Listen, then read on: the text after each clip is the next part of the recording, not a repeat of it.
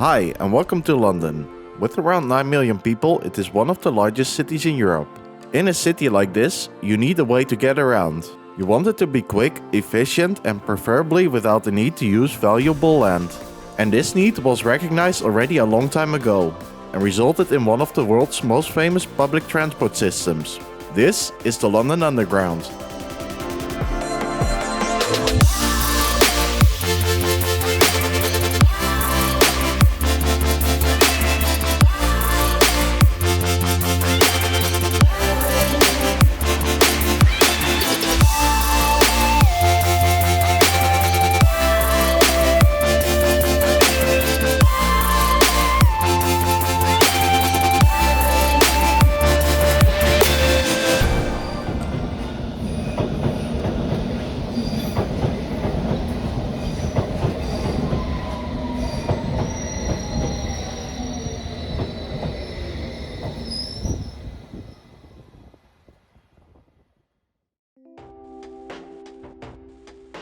In the early 1800s, the steam locomotive was invented in the United Kingdom, with George Stephenson's locomotives making the railways available for public use. Already in the 1830s, passengers were brought to London by train in commercial service. In the following decades, more and more competing railway companies opened their termini in London. The railways were a success, but put pressure on existing horse-drawn omnibuses to carry more and more passengers on their last mile. A new solution was needed, and so was the idea for an underground railway born, the first of its kind. It would link the main stations together and form a connection to the already existing and influential City of London district. The name of this proposal was the Metropolitan Railway. The construction method that was proposed would cause as little damage to existing buildings as possible, by means of the cut and cover method, whereby the tracks were laid in a shallow cutting on the place of existing streets. Once the construction was completed, the cutting was covered by a roof structure that supports the street. The first section was opened on the 10th of January 1863 between Paddington and Farringdon. This makes the London Underground now over 160 years old. The Metropolitan Railway became a success, and extensions followed soon. Also, a second line by another company opened, the Metropolitan District Line, the modern-day District Line. This happened in 1868 between South Kensington and Westminster. This was soon extended eastwards to the city along the Thames.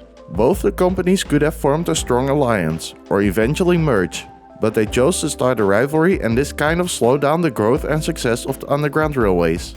Also, the completion of a circular route was delayed through this, and both companies initially focused on suburban expansion. Later on in the 19th and in the early 20th century, the route saw electrification. Also, a new method of constructing new lines came into use: deep-level tunneling through shields. The round shape of resulting tunnels gave the London Underground its famous nickname, the Tube. For tube tunnels, it was crucial that electrification came around, as it needs a pollution-free method of powering the trains, due to a lack of ventilation possibilities. The first section of a deep-level line was opened in 1890 between Stockwell and King William Street, part of the modern-day Northern Line. Tube tunneling became rather popular in the early 1900s, and lines opened in a fast pace, as separate companies and separate operations initially. After that boom, a pause of 60 years came around. Cost-saving methods were already in place with the tube tunneling, as having a smaller diameter meant less initial costs. However, this still negatively affects capacity on the tube to this very day. After the First World War, expansion plans and new housing projects followed quickly and led to massive suburban development around London. This was under leadership of the unified company Underground Electric Railways of London, the UERL. This company has previously bought every other railway company, except the Metropolitan Railway. During the expansion, architecture and design got to play a major role. For that, the UERL had the right guy, and his name was Charles Holden. Piccadilly Circus may have been one of his most famous station designs, but what I think wherein he and managing director Frank Pick had the biggest achievement in was the aim for the same look and feel of the Underground. Branding, common architectural design of stations, and eventually the famous roundel resulted from this time period. The Metropolitan Railway did not sit still either. It improved services to the northwest of London, and eventually created what came to be known as Metroland. an area around the railway that was there for people to conveniently commute to London. Eventually, in 1933, both the URL and the Metropolitan Railway became part of a new public corporation, the London Passenger Transport Board. And with that, London had one single player for its public transport. The design standards and branding were standardized, and expansion kept on going till the Second World War. This eventually ended the expansion boom. During the Second World War, the underground stations were used as air raid shelters, although they were not really constructed for it. During the daytime, a relatively normal service was offered. After the war ended, the growth was replaced by a period of stagnation. Besides what were actually only incremental changes, most of the projects and plans were shelved or abandoned. The rise of the automobile was not a particular help in the further development of the underground either. Only in 1969, a new tube line opened, the Victoria Line, a very strategic route linking 5 important mainline railway stations in London. In 1971, it was completed with the final section to Brixton. Later on in the 70s, the Jubilee Line was added to the network. This line, opened in 1979, was in fact an extension from the Stanmore branch of the Bakerloo Line. A further extension to the Jubilee only opened in 1999, 20 years after its initial section.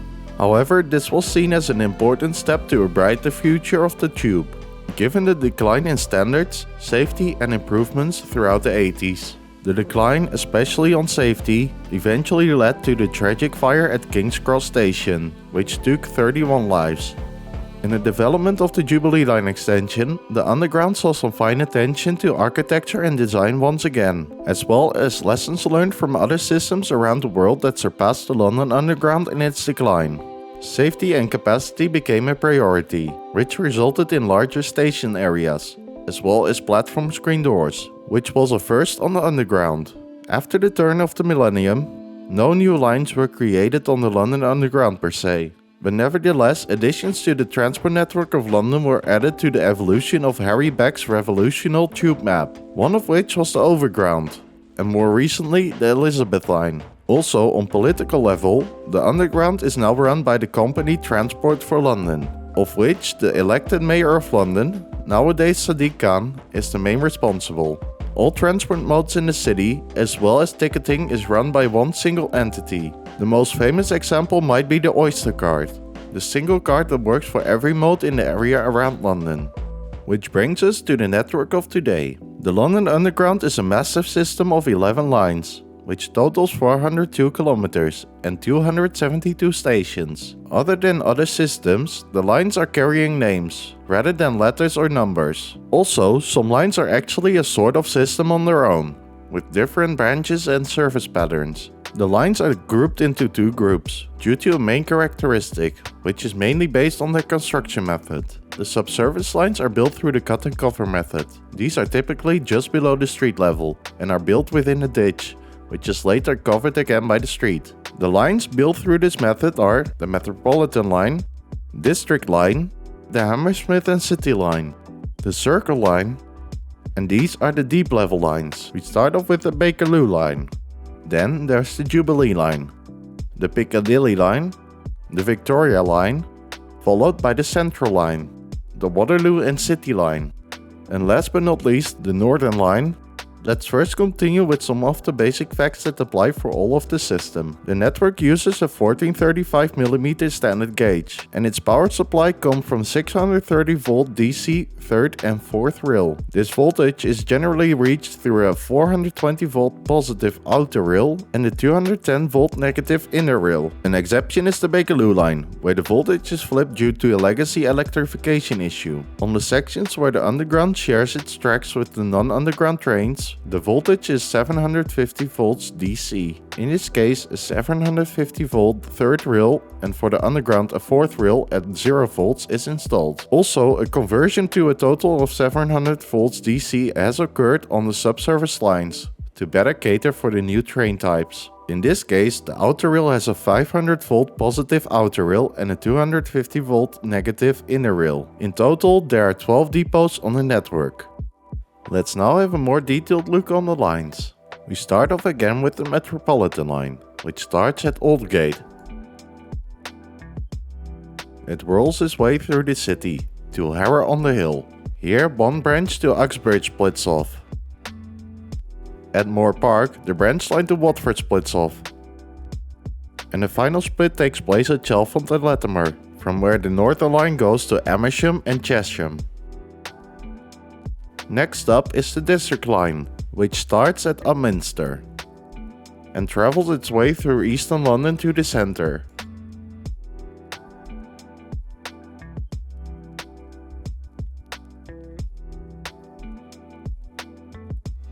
Earl's Court is basically the heart of the District line, from where a couple of branches split off, one of which goes to Kensington Olympia. This branch has only a limited service. Another one goes to Edgware Road and another one to Wimbledon. At Turnham Green, the District line makes its final split, to Richmond and to Ealing Broadway.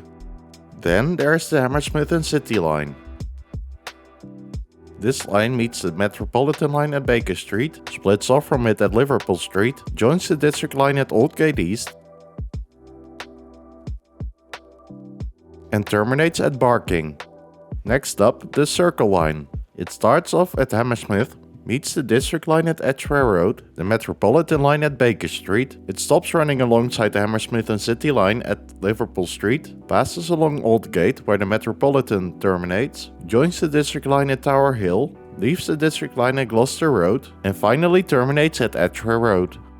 Now we go deeper underground with the Bakerloo line. It starts at Elephant and Castle, meets the District and Circle line at Embankment, the Metropolitan and Hammersmith and City at Baker Street, runs alongside them till Paddington, has an out-of-station interchange at Kenton, and terminates at Harrow and Wealdstone.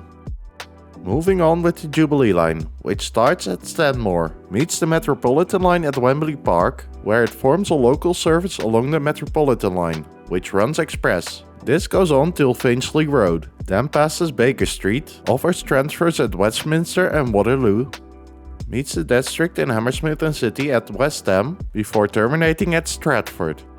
The Piccadilly line starts off at Cockfosters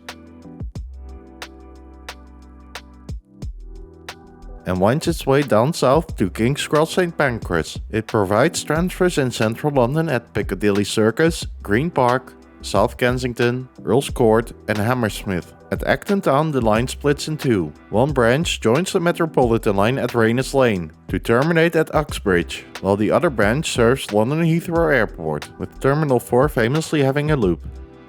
Next up, the Central line, which starts off at West Ruislip, which is then joined by the Ealing Broadway branch at North Acton. It then provides connections at White City, Notting Hill Gate, Bond Street, Oxford Circus, Holborn, Bank, Liverpool Street, Mile End, and Stratford. At Leytonstone, the Hainault Loop branches off. Some services terminate at Hainault, and shuttle services are offered between Woodford and Hainault. The main section of the Central line terminates at Epping. Then in the very center of London we can find the Waterloo and City line. This line forms a connection between Waterloo and Bank. Then we continue on with the most complex line, the Northern line. It starts off at Edgware, from where it moves to the southeast. At Camden Town it meets the High Barnet branch, which on its turn has the Mill Hill East branch. South of Camden Town the Northern line splits in two. We start off with the Charing Cross branch, which offers interchanges at Euston, Tottenham Court Road, Leicester Square, Charing Cross, Embankment, and Waterloo. Trains on the Charing Cross branch can terminate at Kennington, but also continue on to Battersea Power Station. Then we move on with the Bank branch, which runs past the following interchanges: King's Cross St Pancras, Moorgate, Bank, London Bridge, Elephant and Castle, and meets the other branch at Kennington. The Northern line terminates in the south at Morden. And last but not least we have the Victoria line, which starts in the north at Walthamstow Central. Provides an interchange to the Piccadilly line at Finsbury Park. And then offers interchanges at King's Cross St Pancras, Euston, Warren Street, Oxford Circus, Green Park, Victoria, Stockwell, and terminates at Brixton. Which brings us to the Fleet. The fleet is strongly divided by the subsurface lines, built through the cut and cover method, and the deep level tube lines, built with a tunnel boring machine. This is caused by the different loading gauge, or the size of the trains that could fit in the tunnel. We will start off, just like in the network description, with the types, or rather type, operated on the subsurface lines. And this type is the S-Stock. The S-Stock has been built by Bombardier and has been delivered throughout the 2010s. It was the first fully walk-through and air-conditioned type in the history of the underground. On the Metropolitan line, the trains consist of 8 cars and are slightly adjusted to the typically longer journeys, with not only longitudinal seating. The trains for the Metropolitan line are designated as S8. The Circle, Hammersmith and City and District line are operated by the S7, the 7-car version of the S-Stock. They solely feature longitudinal seating. On the deep level lines, the fleet is much more diverse and is strongly tied to its particular line. The oldest type is active on the Bakerloo line, the 1972 stock. With over 50 years of service for most of the trains, it is the oldest electrical multiple unit active in passenger service in the whole of the United Kingdom. It was built in the UK by the long-gone manufacturer Metro Camel, which was later on acquired by Alstom. Replacement of the 1972 stock is on the horizon, but may not take place for another decade or more. The 1972 stock consists of 7 cars. A close second in the competition for the oldest tube train types is the 1973 stock, which is active on the Piccadilly line. This type is also built by Metro Camel and looks very similar to the Bakerloo's 1972 stock. The 1973 stock on the Piccadilly is made up of 6 cars, which are slightly longer than usual and have a larger door space. This adaptation is made to accommodate more luggage as the Piccadilly line leads to London Heathrow Airport. After the 1972 and 1973 stock, there's a bit of a jump to another type in years. This jump leads us to the 1992 stock, active on both the Central and Waterloo and City line. On the Central line, the trains are made up of 8 cars, whereas trains on the Waterloo and City line only feature 4 cars. The trains of the 1992 stock were built by British Rail Engineering Limited and ABB. The 90s brought even more types of trains to the underground. And the 1995 stock on the Northern line is an example of that. The trains on this line feature 6 cars.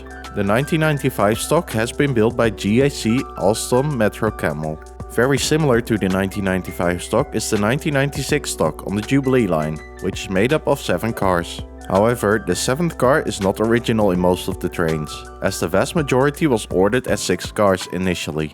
And finally, the last type of the current fleet is the 2009 stock on the Victoria line. The 2009 stock is made up of 8 cars and has been built by Bombardier. The modernity, reliability and speeds of this stock, as well as a modernized signaling system, has led to the fact that the Victoria line is the most frequently operated line in the UK, with up to 36 trains per hour.